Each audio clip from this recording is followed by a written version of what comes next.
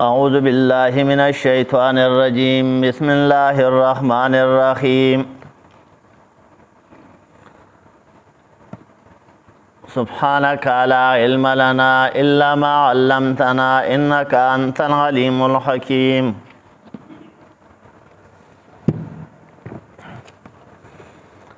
رب اشرح لي صدري ويسر لي أمري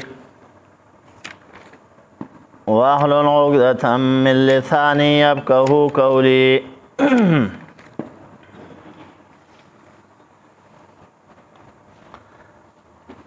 والذين هم لأماناتهم وعهدهم راعون والذين هم بشهاداتهم قائمون والذين هم على صلاتهم يحافظون اولئک فی جنات مکرمون. دعوا او مقصد د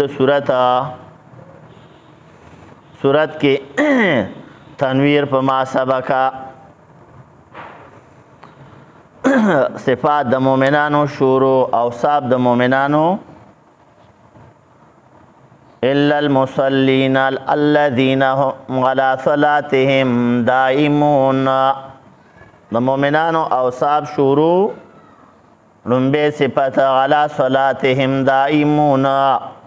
په مونځ باندې به دی همیشوالی کوي په مونځ به دی همیشوالی کوي. بیا ورپسې بل صفت والذین فی اموالهم حق معلوم للسائل والمحروم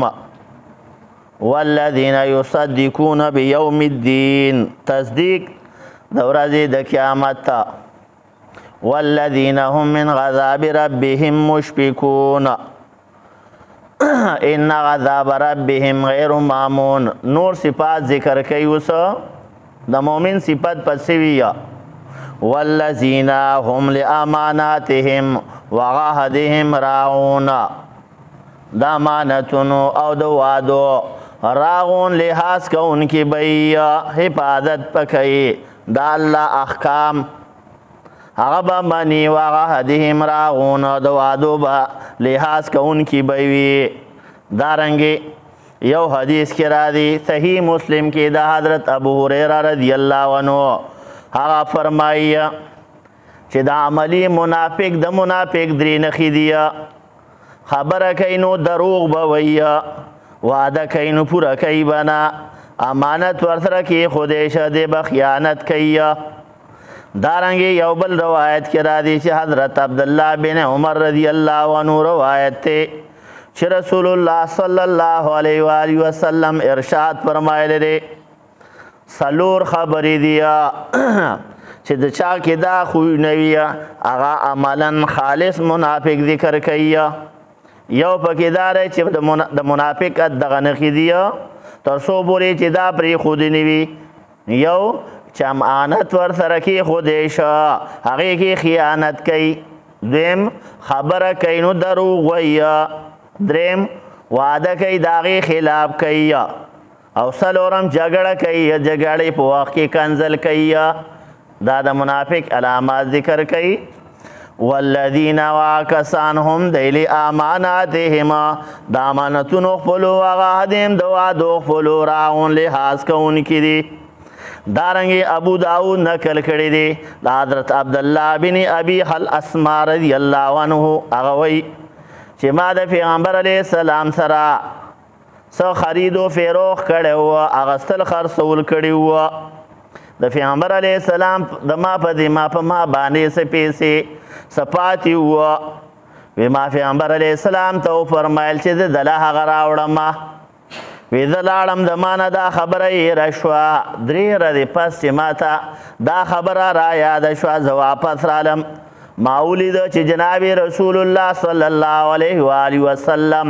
په هغه ځای باندې موجود و